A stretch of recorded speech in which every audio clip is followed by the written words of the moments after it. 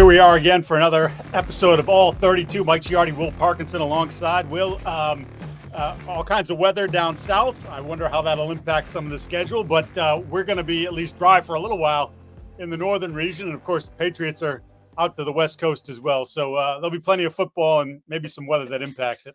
Yeah, that's another exciting week. We are now kind of out of probably the last week of the elongated preseason. I think last week was kind of the first real week, as we mentioned. So some good matchups this week. We got the doubleheader on Monday night. We had a snooze fest of a Thursday night game. We got some good matchups on Sunday. So things starting to take shape, and we're starting to really get into the thick of things here. Yeah, I think you start to get a feel for who some of these teams are and what can be expected. A reminder, the show brought to you by Prize Picks, the exclusive daily fantasy partner of the CLNS Media Network. And Game Time, best tickets, best prices to get you in to see any events you want.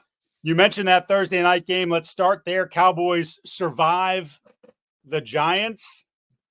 Am I wrong to think that my biggest takeaway from this game was the Giants are frisky? And that might not mean much in the long run, but it feels like they are an improving football team. Their schedule is brutal, so it's not going to be easy, but like, okay, you lost the game and they're on the clock, obviously, but like, I like a decent amount of what I saw from them yesterday. See, I had the takeaway that the Cowboys might suck. Okay. It's not that I shouldn't say that. I just think the Cowboys are a team that unless they get B+ minimum level CeeDee Lamb and Dak on offense, like there's just not a lot that really gets you excited. CeeDee is amazing. Yep. Dak's a really damn good player. The offensive line is going to get better, I think, as the season goes on. When guys like Tayler Kyles, who probably needed a year to sit, as a starting left tackle and different things. I think the defense, a lot of injuries last night. I have no idea what it's going to mean for Micah Parsons. Calf cramps always scare me because they usually lead to more things. Yeah. With Trey Diggs, DeMarcus Lawrence gets hurt. Like, I think the Cowboys pulling that one out's nice, right? They got it, even though I know Audrey missed the kick at the end, but like obviously an elite kicker. The Cowboys are not a bad team. I just think they're a lot of more. They've looked through 4 weeks a lot more like the 9-ish, 9.5, 10-win team we kind of thought, not the 12 or 13-win team. The talent erosion, some guys getting older, some guys not, fully replacing legends and stars who've left. I agree with you. The Giants, I thought, looked frisky. So the last 3 weeks, like they probably kicked themselves. Like, hey man, we could have been 3-1 through this stretch. Yeah. The only issue that me with the Giants is like you see some nice things at times, but Daniel Jones, while he's been much more efficient, obviously the turnover at the end, it is what it is. Yeah. Can't throw the ball more than 15 yards down the field. The arm maybe I'm wrong, Mike. I don't know if I watched a lot of Giants football the last 6 years. I don't remember his arm ever being this bad. I mean, he cannot push the ball at all. And this is good conditions for MetLife.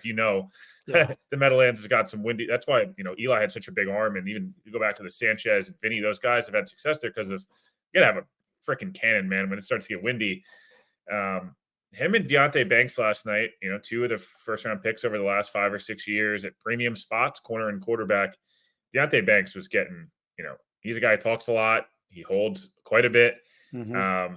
CD ate his lunch. And then, Daniel Jones, while he was efficient, man, you're kicking yourself if you're a Giants fan. You're like, yeah, there's the face mask call and all that stuff, and I get it.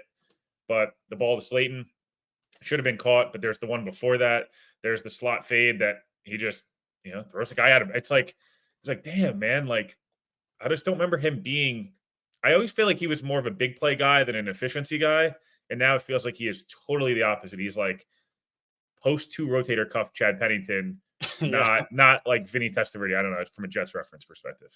No, I agree 100%. Like that, and that's as you mentioned, the kicking yourselves because they left points on the board multiple times, and he had some relatively easy throws.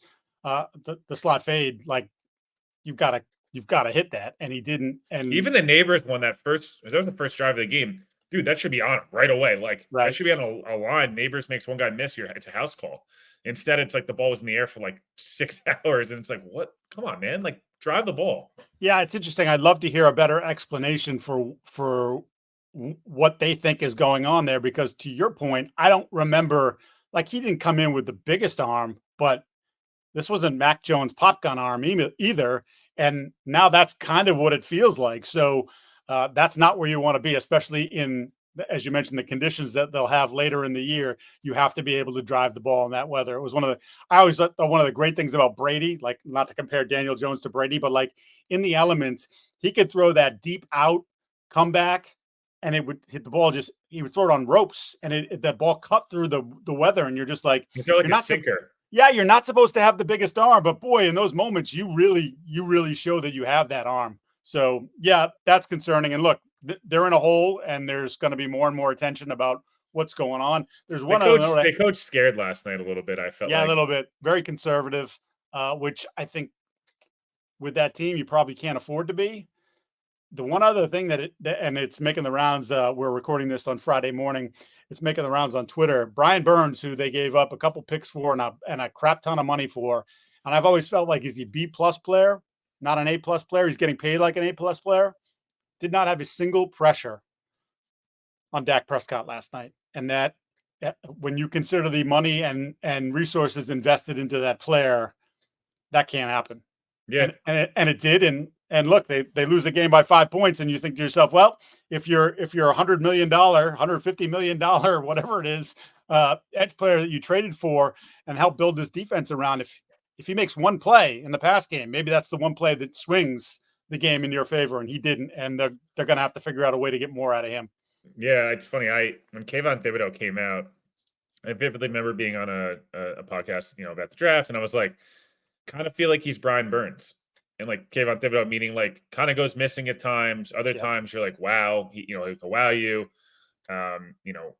He's a good player, that 8 to 10 sack a year range, which is good. It gets you paid, obviously. It cost the Giants 2 top 40 picks and $30 million a year with a crap ton of guaranteed money. It's not that he's a bad player by any means. Again, good player, good athlete, not a special athlete, but a good athlete, not a special edge rusher, but a good one. Like that'll get you paid for sure. It's just tough because that D line on paper, you look Burns, Thibodeau, Lawrence. I saw a quite hilarious tweet, and I don't know who tweeted it. I'd have to find it. It said to trade Leonard Williams just to pay Brian Burns was certainly a choice. And it's a lot of the same. The Giants have kind of cycled through a lot of these guys, post that OC, Strahan, Tuck era. Dexter Lawrence obviously is an incredible player, but that other complement to them has just been a lot of like these guys that are high pressure, not a high sack, or they have the 1 year and then they kind of, I guess JPP too, but that kind of regress. But like, to me, I look at that Giants defense and like, look, they've given up, they've gotten better. I feel like the last couple of weeks against better offense, Cowboys are obviously a very good offense, but they're still just not there yet. And the offense isn't good enough to overcompensate, which is why to me last night, you're on the 3-yard line, the play call on third down. I actually like the play call. It was an incredible tackle. 13 on the Cowboys, who's escaping my name at the moment, had a fantastic night. But, dude, go for it here. Like, if your defense was playing pretty well, go for it there. Kicking field goals isn't going to beat the Cowboys. It felt like, hey, man, we can't get blown out again by this team. We'll take the 20-15 loss. And it's like, geez, even like the last 30 seconds, right? Were they going to win that game? 98% chance, no. Yeah. But 3 throws right down the field, like pick up 15, 20 yards there on third down, at least give yourself a shot to get the ball in the end zone. And anything can happen. We know guys in the NFL, for whatever reason, suck at defending Hail Marys and they don't bat the ball down.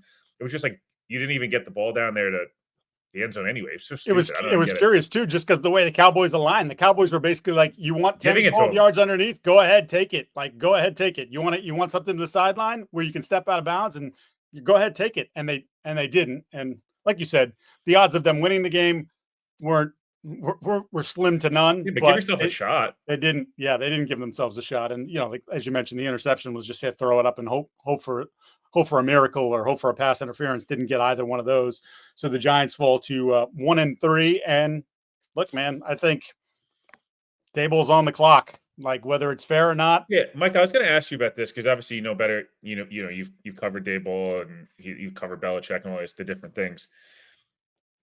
My kind of question is, there's a lot of sentiment around Giants fans. Some of the New York radio hosts and things like that in the city were like, hey, he's kind of subtly tanking because he wants his quarterback. They want to get off Jones and he wants a quarterback. I guess my concern is like, in theory, yes, sure. 2 years ago was the coach of the year, and if the patience, the Mariners are not people that generally go crazy with firing guys, although coaches usually don't make it more than 2 years with the Giants since Coughlin. Yeah. I guess my thing is, like, if the Giants are bad enough where the rest of their roster has gotten to the point where it's good, but it's just a quarterback, right? I don't think the Giants are fully a quarterback away. They're more than that. I think the defense needs a lot of work, and they need a playmaker and all that stuff. But my point being, like, if it goes south and they're in that spot, they're a 3 or 4 win team. I don't think they're that bad, but the schedule, you mentioned the schedule. Yep. Why is it such a lock that Daboll's just his job's totally safe? And it's like, I don't know, man. Like, there's gonna be a lot of pressure, I feel like, from the guy who's chasing, 16 wins in a bad division. They go, "Ooh, this is my dream job." I don't know. I asked Evan McCourty like 2 weeks ago and on the pod, and he was like, Bill's allure of the Giants is like, he talked about it like fantasy, like kinky, weird, like he's so into the Giants. Like, am I missing something that he's just not instantly safe because he wants the quarterback? I don't get that sense.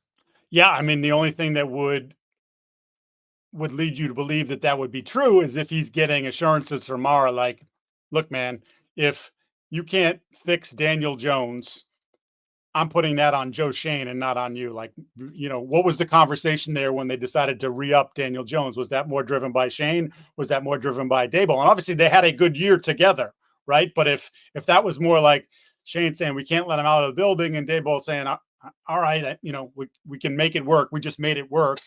Then that would be maybe his only saving grace, as if the blame is off of him and it's on to Shane and the roster construct. And then you say, all right, I'm giving you another chance.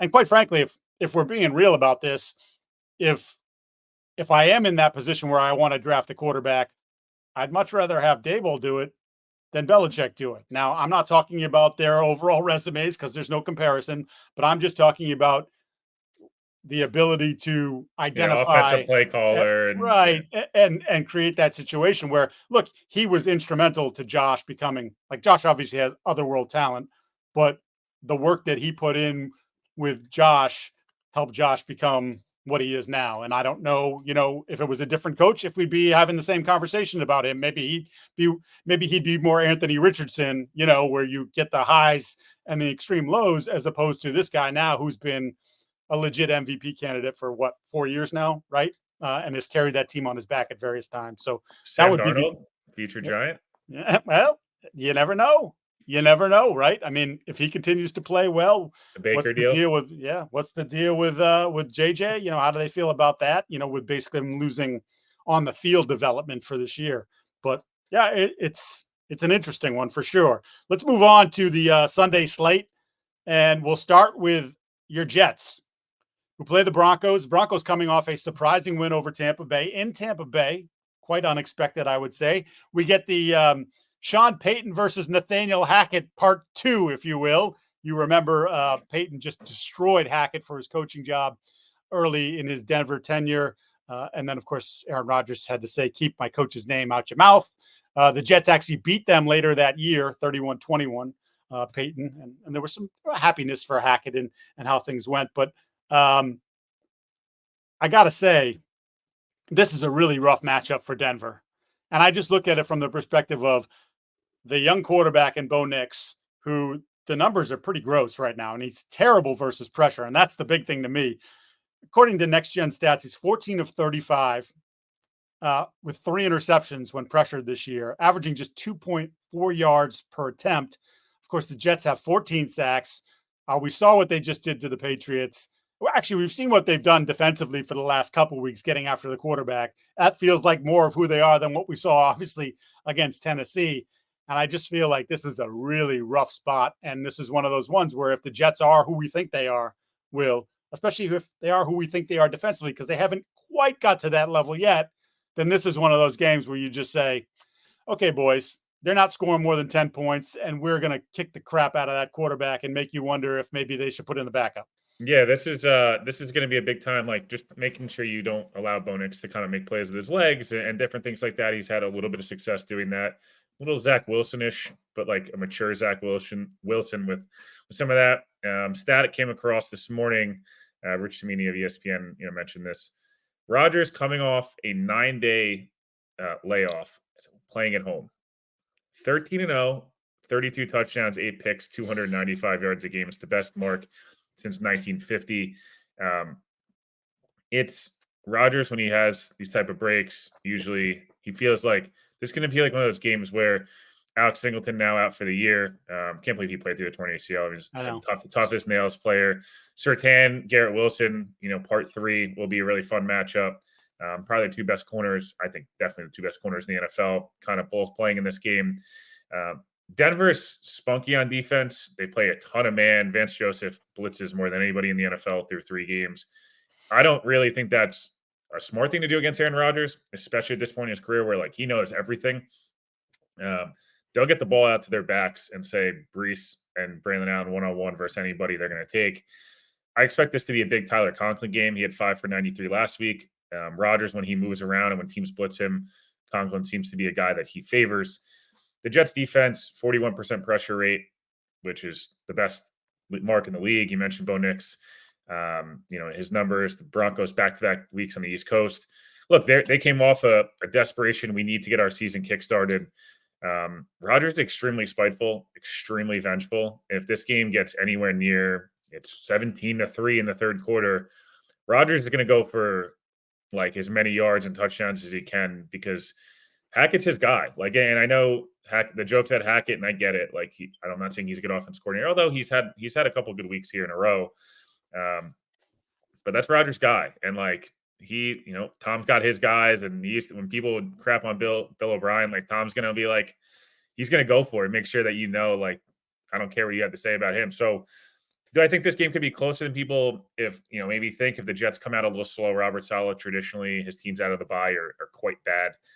It's also hard to tell because it was Zach Wilson-led teams, and this is a different group. But Jets back-to-back week at home. It's their only 1:00 home game before week 13 in December. It's a change for Jets fans. So we'll see. I just expect this game to be, gun to my head, 26-10. I think that's what I guessed last week, though, for Patriots Jets, and ended up being 20. Hey, you were close. 24-3. I was close. I've been really gave close. The Patriots offense too much credit. I did 26-17 week 2. I was close. I was just off on week 1. I'll go 28-10 or 28-12. They'll be a weird for some reason. That'll be a weird thing. I'll go 28-12 Jets, but I think this is a big Bo Nix game for me. And the last thing on this one is just because he's a guy, again, he's not this developmental player. We talked a lot in the offseason and our preview pods of this is not, JJ McCarthy or an Anthony Richardson guys that just don't have a ton of starting experience. This is a guy that, started a gazillion games. He's the same age as Aaron Rodgers practically. My point being if you're a Broncos fan, you want to see, hey man, you had a good game last week, but I want to see you throw a touchdown on the board or 2. Can you get the completion percentage up? Can you do some things to get us more and more excited as we go along in the season? Because the AFC West looks pretty bad outside of Kansas City. So if you're a Denver fan, even if you lose, all hope's not lost. But you want to see some progress week over week. Yeah, I would agree. And I starred one matchup in this one, and that's Surtain versus Garrett Wilson. Yeah. I would imagine that there's going to be some 40% cover 1 through 3 weeks. And look, I think we saw, and they pushed it, and they've been pushing it, the Rodgers-Wilson connection. They're not quite there yet, right? And it was nice to see Wilson get the touchdown and kind of go back to him and sort of reward him. But, some of the back shoulder stuff is just, they're just a tick off. And if you're a tick off against Surtain, I don't know that he's someone who is capable of turning that around on you. But that's an interesting one to watch for me because we know Surtain is already established as one of the best corners in the league. And we all feel like Wilson is one of the up and coming wide receivers and could very well be one of the best wide receivers in the league. So I like those the matchup within the matchup there between those two guys. I'm curious to see how that plays out, how much they do travel together and, sort of what the results are. Let's go to the Patriots at 49ers. This game in San Francisco. Patriots 10.5-point underdogs. Underdogs, by the way, doing quite well, at least against the spread, not in terms of straight up, but against the spread. And if you're the Patriots, Will, look, there's never a good time to catch the 49ers because they have far more talent than you do, but probably no Deebo Samuel, although he was limited in practice on Thursday. Again, this is Friday morning. We're recording this. George Kittle said he expects to play. I'm interested. The hamstring, as you mentioned, when you have a cramp of the hamstring, that means it's probably this close to going. Like, are you really going to put him out there? And is he going to be full go? Brandon Ayuk is still not Brandon Ayuk yet. Trent Williams is dealing with some sickness. He's been missing practice. So, like, they've had a lot of things happen to them. Brock Purdy was limited on Wednesday with a back injury. So, like, if you're the Patriots and you have to play the 49ers in San Francisco, this is about as good a time as you can get them. That said, I still have no freaking idea how in the world they are going to keep Nick Bosa from destroying this football game. It is very possible, based on the Patriots injury report, again, through Thursday, that Demontre Jacobs could very well be the left tackle. Demontre Jacobs was a waiver wire claim at the cutdown day. Played 14 snaps against the Jets, gave up 2 pressures in those 14 snaps, did not look particularly good, if you will. And that could be your guy.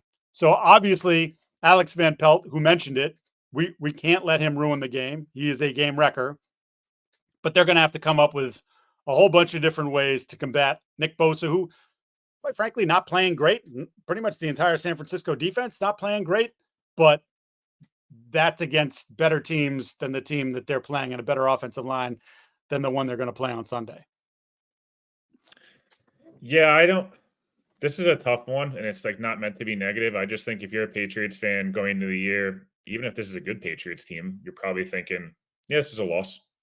It's not a conference game. It would be really unfortunate to lose 3 in a row. This was obviously not really a Drake May spot. Next week, I guess, would be the earliest at the earliest.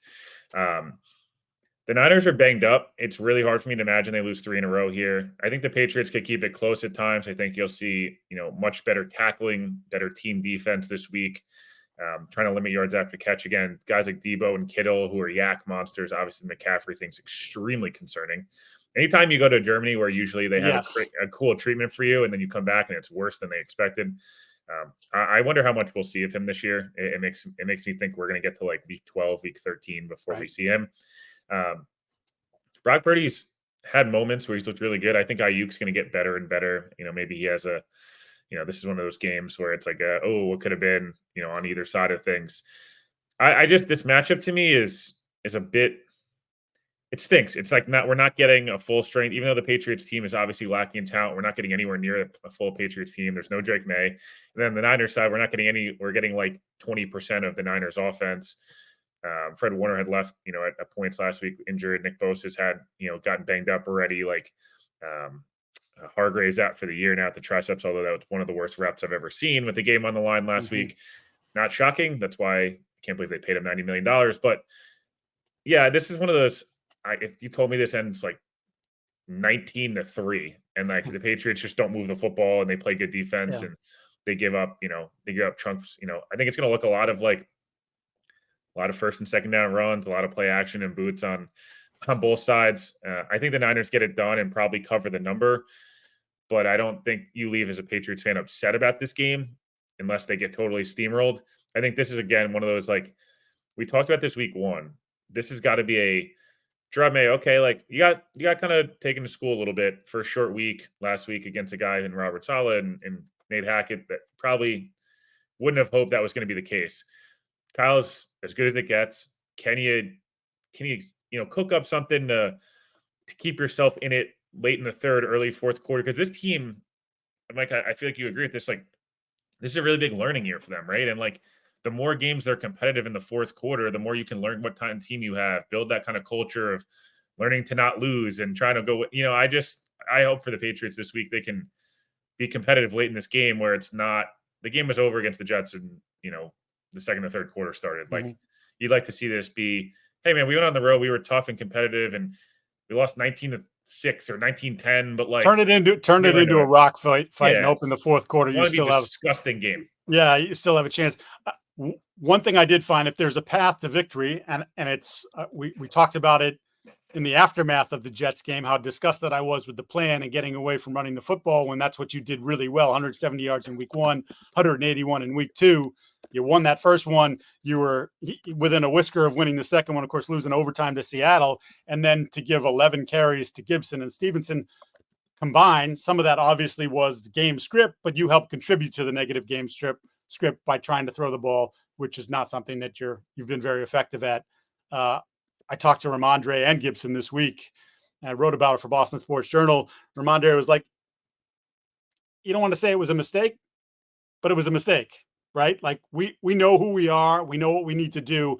And while they wouldn't give away the plan this week, the feeling is they're going to go back to what they were, be physical, run some play action off of that. And if you look at the 49ers, and again, the defense has not been as good, and now Hargraves, you're going to have to figure out how to replace that in the interior. They were kind of light in the interior to begin with. They've been killed by duo runs this year. What's the best thing the Patriots do? Run duo. So, again, I don't know how many times you can run it, but they may push the limits and see just how often they can run it until San Francisco can stop it. But it's a tough spot for them. And you mentioned, by the way, I just want to quickly say the Purdy thing. Like we had this big debate for the last couple of years. Like, what is he? What is he? What is he? He's just a good player, right? Like, aren't you at the point now where if Purdy has a bad game, you're kind of surprised by it? Like, that's where I'm at with him. Like, we're not putting him in the Mahomes, Allen, Lamar. Like, he's not that quarterback. But it's no longer, they win with him. They have to do everything around him and like he survives and manages the game. No, he actually makes plays to help them win. So while he's not that elite level playmaker, I think he's pretty good. They're pushing the ball down the field a little bit more. He's cleaned up his release a little bit. It's quicker. To me, he's become a really good football player. Like, not great, but really good. And he's going to get paid. And maybe unlike some of the other guys that did get paid, you're going to be like, okay, that contract's going to hold up pretty good because he's just a solid football player. I could not agree more. I just like, he's a good player. He's going to get paid a boatload of money in 7-8 months. Like, it's just the reality of it. Like, accept it. Like, it's going to happen. Lock it down. That's what's going to happen. Little word from our sponsors here, and we love Prize Picks, America's #1 daily fantasy app with over 5 million active members. Prize Picks, the easiest and most exciting way to play daily fantasy sports. Unlike other apps on Prize Picks, it's just you against the numbers.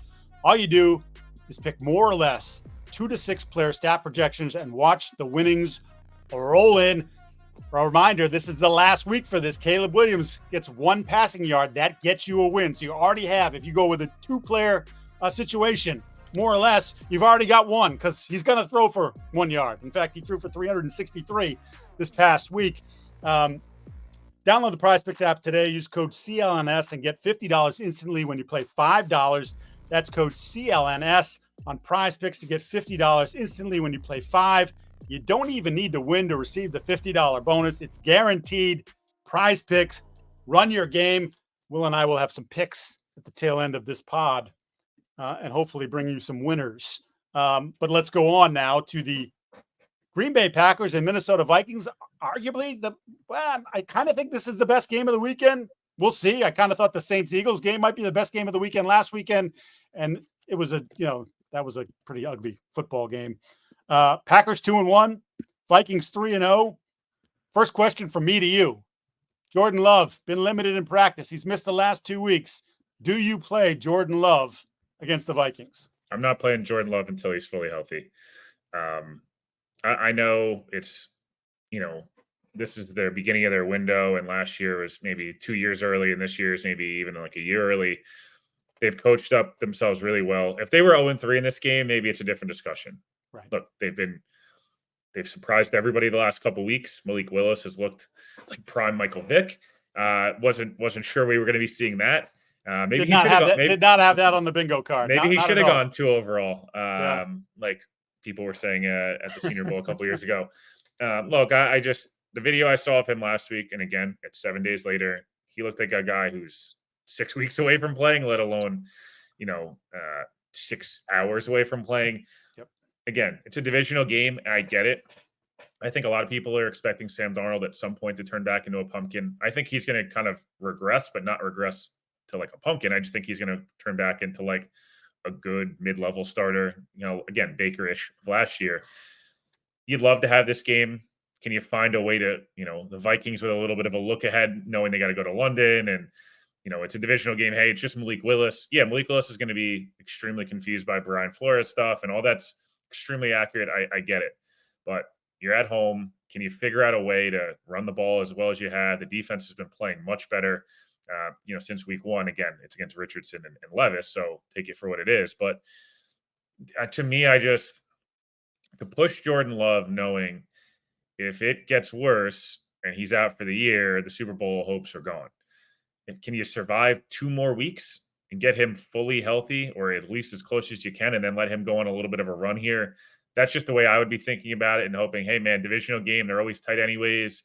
It's at home. Can we throw some stuff, at Darnold that maybe he hasn't seen in a while, or get some pressure? We've been getting pressure at a great rate. Like, I don't know. To me, Mike, I just this isn't a game to push guys. CJ Mosley, again, very different position, but he's taught the last 10 days of like, it's a really long season. And if I mess this turf toe up worse, I'm probably done.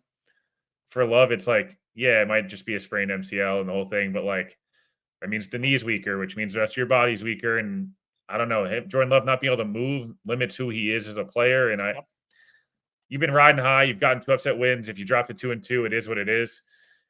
3-1 would be nice. But if they were 0-3 going, and if we don't win here, our season's over, very different discussion. Yeah. I got to say, I've never been a big LaFleur guy. And I don't mean that. He's obviously a good coach. They're winning double-digit games every year since he's gotten there. But he had Rodgers. But he did a terrific job as being part of the developmental plan for Jordan Love and what obviously Jordan Love became in the second half of last season.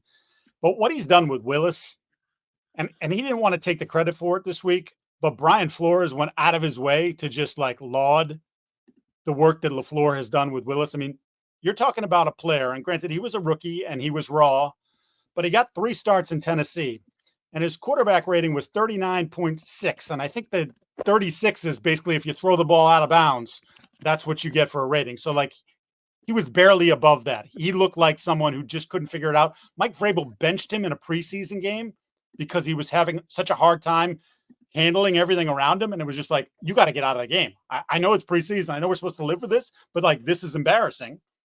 And now for this guy to get there and in less than a month's time, win 2 football games, including last week where he threw for 202. This wasn't the first week where he was 12 for 14 for 144 yards. And it was very, they ran for 261 in that game. The game was built around the run, finally get the team to come up, and then, hit a couple passes behind him. This was more still run heavy, but more like a regular offense. And he operated it extremely well. 202 yards passing in a year where quarterbacks aren't throwing for a lot of yards. It's pretty impressive. So I'm evaluating how I feel about LaFleur and if he's capable of taking the next step, because that's always been my concern. We've seen them kind of get pantsed a couple times in the postseason and think like, I think just he's good, but not good enough. I don't know. Maybe he's good enough. On the flip side, we have to talk about this Minnesota defense. And I'm curious because if it is Willis, that's sort of a different challenge than what it would be if it's Jordan Love. But the numbers are stupid through the first 3 weeks. 10 points per game. That's number 1 in the league. Allowing 71.3 yards per rushing per game. That's second. 5.5 sacks a game. That's number 1. 9 quarterback hits per game. That's number 1. They have 56 quarterback pressures. That's number 1. And they're taking away the ball twice a game. That's tied for 3rd. Obviously, this, if it's Willis, is a totally different beast. And I got to say, selfishly, I kind of want to see it. Because how would he attack an offense that isn't what we would consider a traditional NFL offense if it's not Jordan Love back there and if it's Malik Willis? And can he continue to get the same sort of sustained production that he's gotten out of that group? It was crazy. And I kind of go Grenard, 4 sacks, Van Ginkel, who they brought in, 3 sacks. Patrick Jones has become sort of like this very good role player. I think he has 4 sacks. Like they're just getting production from all over the place. And it speaks a lot to just the job he's done. And we keep saying it week in, week out, that the coaching job that's being done in Minnesota is phenomenal. But this might pit the guy that's doing the most unique coaching job on offense in LaFleur with a guy that's obviously doing the best and most unique coaching job on defense in Flores. And so I'm curious about that. We also have the potential for the Aaron Jones revenge game. Aaron Jones has been saying a lot of things about how he's never felt this way. He's never been around a team like this. I mean, he was revered and loved in Green Bay and obviously around some great teams, but he's embracing this moment. I don't think Green Bay fans love it all that much, but like, we'll see. I think it's kind of exciting. He looks great, quite frankly. He looks like he's had more juice in his legs than he had in the last couple of years. Yeah, it's the classic, feels like he got cheated on or broke up with the ex, got divorced. I've never been this happy. It's really, buddy. What about the wife and 4 kids from whatever? But and then he writes the Players Tribune thing. It's like, which is it? Like, right. You're not Brett Favre. You're not going to get booed that bad, but at the same time, you didn't win the title for them. So, yeah, this Vikings defense going to be interesting if it's sustainable. I think the talent's really good. It's not like amazing talent. I mean, Harrison Smith's playing better than he's played in a couple of years. Gilmore's looked good. A guy who I felt like starting the Navy show. It's getting closer to time. The Cowboys could certainly use him. Watching Andrew Booth not be able to even run last night. Grenard, Cashman, Van Ginkel, et cetera. Like, it's a good group. I think as a whole, the group is solid. It's like B-ish level talent with A+ level coaching. I more so say, like, at times, and I don't know if this is necessarily fair, but Flores early on in the year seems like he always has the answers for everybody. And as the year goes on, people kind of adjust to him being like kind of Wink Martindale-ish, Flores, these other guys that like just want to pressure the crap out of you.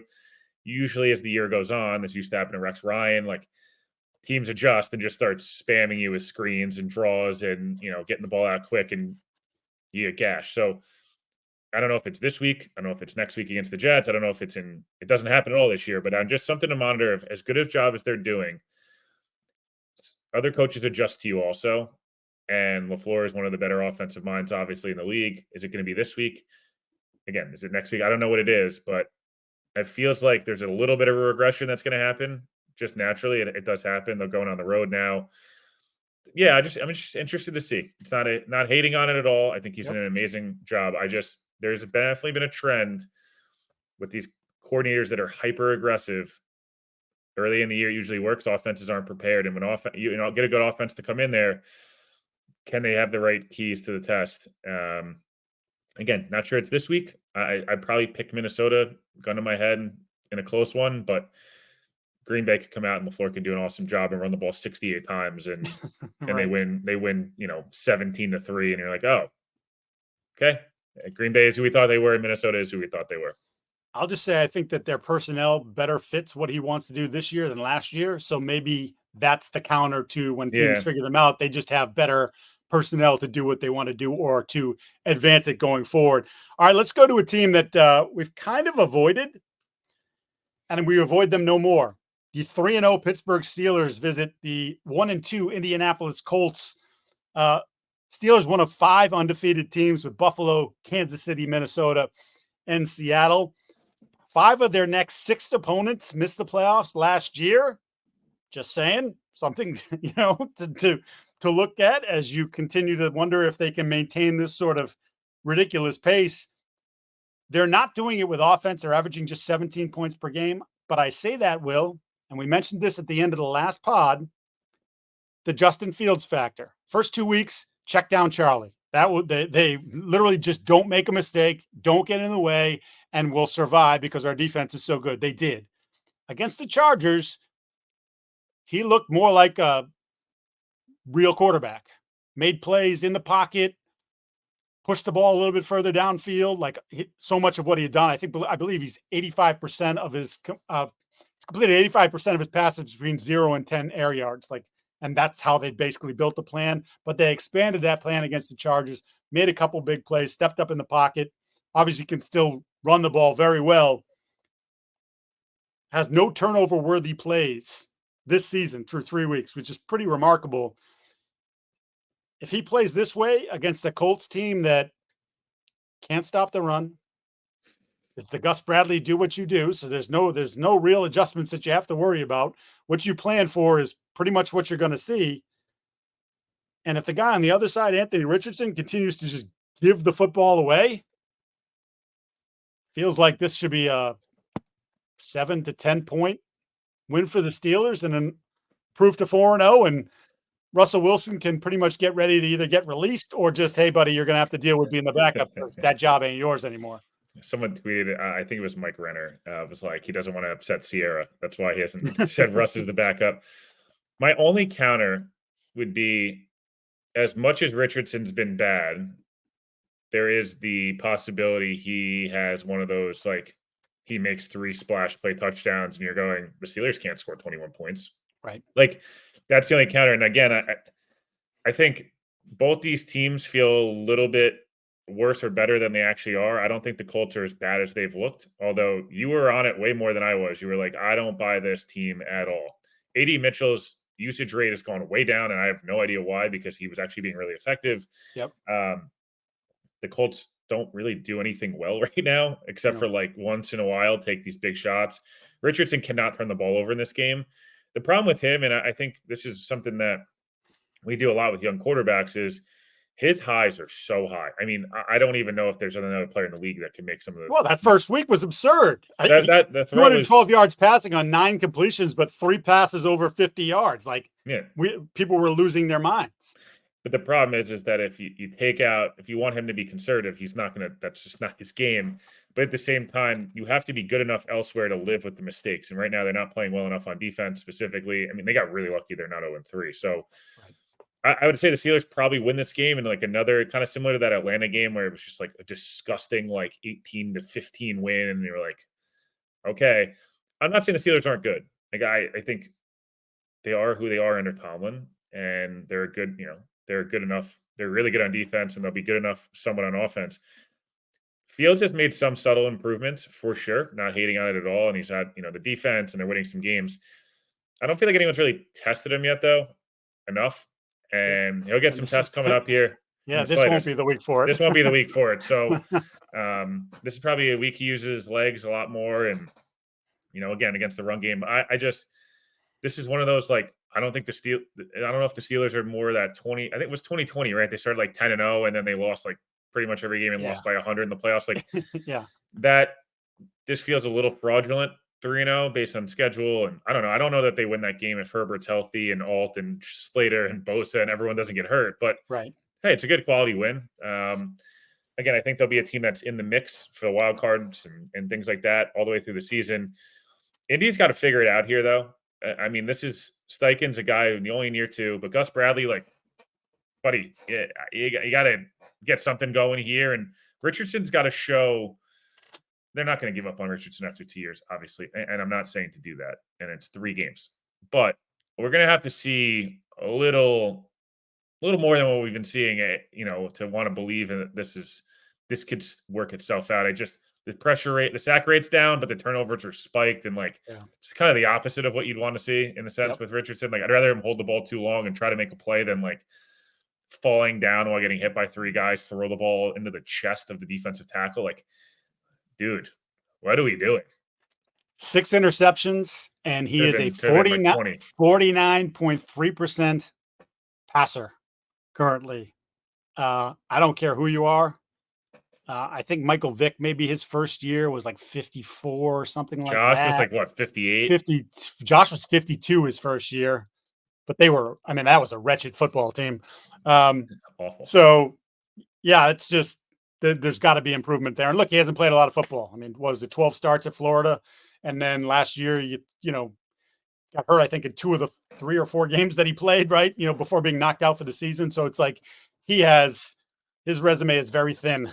And while there are, as you mentioned, incredible highs, there are incredible lows, and he's still learning to be a quarterback. And it's one of the reasons why, like, I saw some expert pundit tweeted, like, should they consider sitting him down?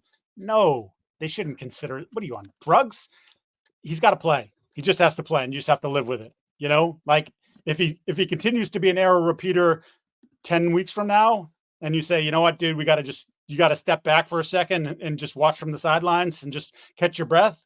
Okay, I can understand that. But right now, he just needs to get his reps, get him out there, and hopefully that he learns from it. I mean, we know physically he has the talent to do it, but thus far the results have been ugly. You know who doesn't give you ugly results, Will? Game Time, because it is that time. I'm already on the internet. I'm on Game Time. because I'm looking for Celtics opening night tickets, because of course they will raise the banner as the champions of the world. I think you're aware of that. The Nets, I believe you're a Nets fan. I don't believe the Nets have won a championship. Suck for Cooper. Yes, exactly. And that's exactly what they're doing, tanking. So Game Time makes this thing so easy for you guys. They have a new feature called Game Time Picks that makes getting tickets to see your favorite team play live even easier. Game Time Picks filters out the fluff to show you only incredible deals on great seats, so you don't have to waste time searching through thousands of tickets. They have the best deals to make it easier to find the best price on great seats. It's pretty simple. Take the guesswork out of buying tickets with Game Time. Download the Game Time app, create an account, and use code CLNS for $20 off your first purchase. Terms apply. Again, create an account and redeem code CLNS for $20 off. Download Game Time today. What time is it? Oh, it's game time. And it's our last game. And it's the Sunday night football game. And it is Josh Allen's Bills, one of those 5 undefeated teams at 3-0, rolling into Baltimore to face the 1-2 Ravens, who finally got a win. But even that came with some headaches. I want to start, though, with Allen, Will, because that was a clinic he put on against the Jaguars. Hit 10 different receivers, 4 touchdown passes to 4 different guys. He's got 7 touchdown passes this year to 6 different receivers.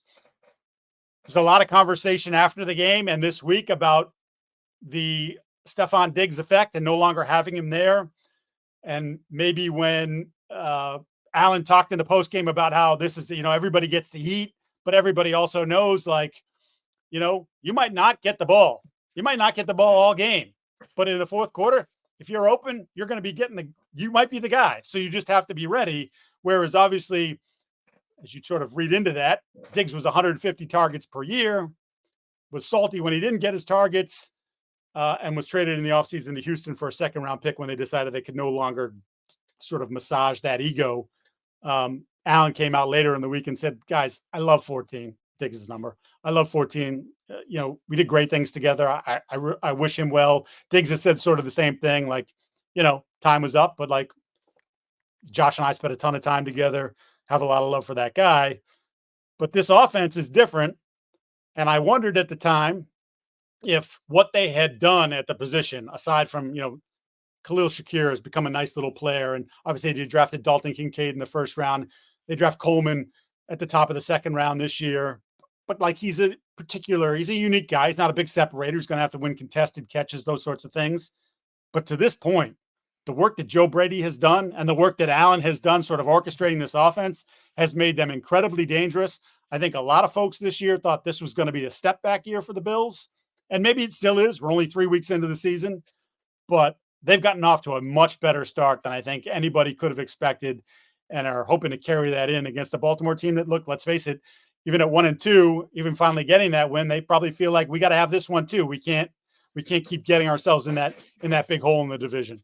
Yeah, look, not to mention also playoff seeding come playoff seeding time, having that head-to-head.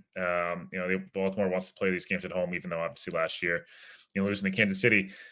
This game to me is so much bigger for Baltimore than it is for Buffalo. If the aspect of Buffalo's looked awesome this year, there's a good chance they're going to slip up with one of these next 3 on the road. I mean, it's no joke of a schedule, here early. Yeah, at Houston week 5, at the Jets week 6, home game against Tennessee, and then week 8 at Seattle, which who knows what Seattle's going to be by week 8, but that's not an easy trip anyway. Yeah, if you're a Bills fan, you're hoping, can we be 3-2 through those? Worst case, ideally, you obviously want to lose the games that are irrelevant to your division or, conference foes.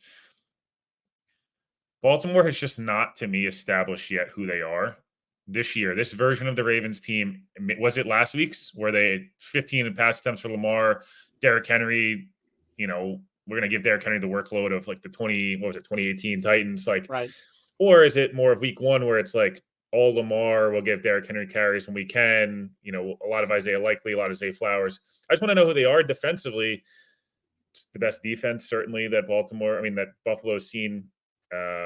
But can they be more of what they were last year, or was there a lot of regression of a lot of overachieving last year in terms of, guys that had career highs in sacks? We talked about even career highs in interceptions, the Geno Stones, the Clownies, the Matabukes, all these guys that played. I mean, I think Kyle Hamilton would do a defensive player of the year. Like, I want to see a Kyle Hamilton, Dalton Kincaid's not going to touch the football near me type of game.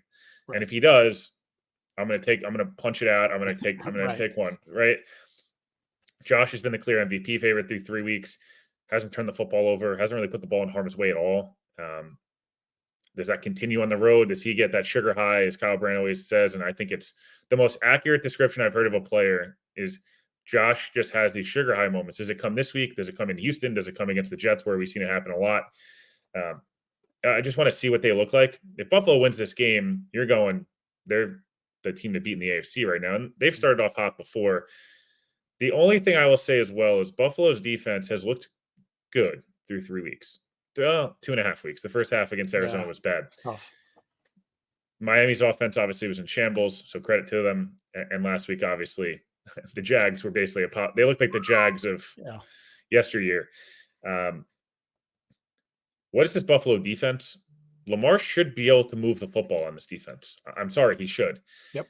Whether he does or not, we'll see. But to me, Ravens at home, prime time, the place will be loud. The place will be bumping. It's a hard place to go and play. If you're Baltimore, you'd be pretty disappointed leaving this game, as well as Buffalo's been playing. Dropping to 1-3, knowing, damn, man, we've lost to like every good team we've played. Yeah. I think you'd be feeling quite sour about the season a little bit. And I know it's early, and it's like they're not 0-2, so they don't have the 0-3, starts. I don't know. If you're Buffalo, it's kind of like these next two specifically is like, I don't know. Why don't we just try to win these and like just show how good we are, as opposed to Baltimore? It's like, man, Steelers might move it to 4-0, as we mentioned, and even if they might tail off, 4-0's 4-0. Cincinnati's got Carolina, who Cincinnati doesn't take care of business, and they're still a spunky team. I know the defense sucks, but like Burrow could go beat anybody. God, I think this is one you got to have if you're Baltimore early on in the year.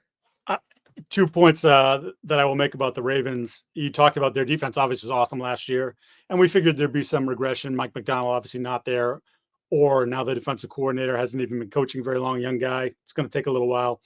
But they're allowing 26 points per game, which is 10 more than last season. And even after a win, they went out and signed Yannick Ngakoue to the practice squad because they feel like their pass rush just hasn't been good enough. And it would not surprise me in the least bit if he's in shape, if he's up this week for the game against Buffalo. So they're still searching for some answers there. Clowney was so good for them last year, and obviously, now he's in Carolina, but they miss him. They miss that production they got from him, and sort of the trickle down effect it caused across the defensive line would help too if Matabike, who had 13.5 sacks last year, he's got a half a sack through 3 games. So they paid him. They need a little bit more production from that guy for sure in the passing game. And then we've been on this dating back to the summer. Mark Andrews had less snaps than both Isaiah Likely and Charlie Kohler, who is supposed to be their third tight end, but he was their second tight end in terms of reps. Andrews said, my day's going to come, have to have faith, but he does not look anything like the player that he was. And look, when we talk about what their identity is, and even though they've tried to do things, Zay Flowers and Bateman, and they had Beckham last year, they've tried to do all these different things on the outside to make themselves more explosive. Where Lamar feels most comfortable is throwing between the numbers, between the hashes, and throwing to those big tight ends. And if Mark Andrews isn't Mark Andrews, and for whatever reason, likely hasn't been very involved in the plan the last 2 weeks in terms of the passing offense, although, as you mentioned, they didn't throw it a ton against Dallas, didn't have to. That's a huge, huge loss, because I don't think they looked at this year and said, oh, this is the year that Mark falls off the cliff.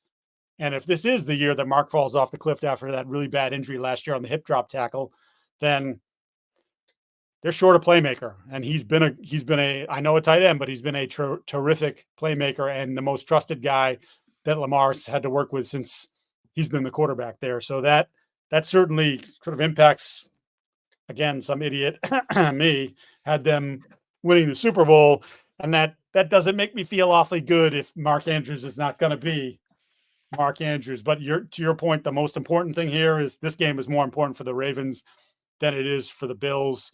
And I think a lot of times we see, especially early in the year, like, look, the Bucs were 2-0 and Denver comes in. That should be a layup win, right? No, they got spanked by Denver. Because why? Because Denver was dude, if we lose here, this season is going to unravel quickly. Whereas Tampa's saying, we're 2-0. Like, we're 2-0. We beat Detroit. Like, we're good. And then, you kind of get slapped around a little bit. But I think sometimes you see, especially early in the year, the desperate team, the more desperate team is the more dangerous team. And, well, the Ravens certainly better be that, because if they're not, Josh will carve them up and they'll be 1-3 and Pittsburgh might be 4-0. And, that's a long, long road to climb. I teased, and I'll give you a quick second to do this because I did not mention to you this before, but obviously it's time for Prize Picks to make our picks. And I've got 3 good ones for you. And actually, I got a lot this week, but I'm going to settle on 3. I'm going to take Brock Purdy more than 9.5 rushing yards against the Patriots. The way the Patriots have played the edge the last 2 weeks against Geno Smith and Aaron Rodgers, I assume it'll be a bigger topic of conversation and a huge point of emphasis for them. That said, the way that offense runs, how many times they pound the rock, I could see him slipping on in play action and easily waltzing for 10, 12 yards on one play. Boom. I'm going to take Derrick Henry, more than a half touchdown. Like, it just feels like that's the recipe for them. And I'm also going to do the same with Saquon Barkley. Barkley's scoring touchdowns, and I think that scoring touchdowns continues. And I'll give you one more. It's a bonus pick. New Orleans playing Atlanta. Derek Carr, less than 222.5 yards passing. McCoy is out for them for at least the next couple months with the groin injury, it appears. Their offensive line was in shambles last week. Not that Atlanta's defensive line is as good as the Eagles, but feels like 225 yards passing for him might be a hard thing to accomplish. So those are my 4 prize picks. I'm going to go a couple locals. I'm going to go Breece Hall more than 0.5 touchdowns. He has scored in 6 straight games. That one. Yep. 6 straight games for Breece. I'm going to go Bo Nix more than half a turnover. He is on the year throwing the ball 10+ yards down the field, 9 for 30, 212 yards, 0 touchdowns, 4 interceptions. The Jets' highest pressure rate in the NFL per snap at 44.7% of the time. Last 2 here, I'll just give you one. I hate to do this for Pats fans. Brandon Ayuk more in every category. Literally anyone you can find. It's breakout day for him.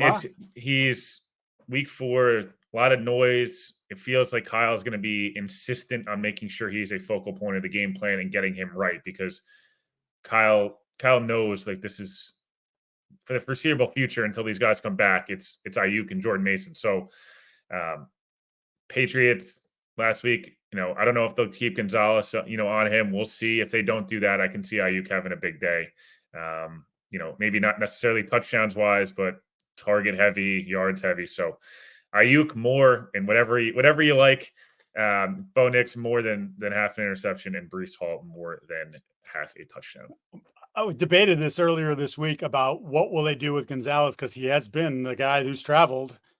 And I almost wonder if, because of Jennings' size and the problems that you have at the other corner in terms of just height. Marcus Jones is 5'8", John Jones is 5'9". You saw that come into play against Mike Williams and Alan Lazard in that game against the Jets. If maybe the better play is Gonzalez to go with Jennings and then do the 2-1 thing with John Jones and help over the top for Ayuk. But they got to get him right. There's no question. They don't know. There's a lot invested in that player. They're pushing the ball down the field more. He's good. He missed playing football for the entire summer, and he's still not himself. Weird how that works. Yeah, more drops this year, I think, than he had all of last year. So is this the breakout game? Will says it is in his prize picks. And that's going to wrap this one up. Will, always a pleasure. Looking forward to this weekend. Hoping the people that listen to us down south are dry you're not going to be dry, but hopefully you're safe. Hopefully you have power. And to the rest of you, enjoy the slate. We will be back Monday to break it all down and look ahead to the 2 Monday night football games, which I used to be grumpy about. Now I'm kind of on board. Just give me the 2 games. I kind of like being able to bounce back and forth between those 2. All right, we'll talk to you. See you.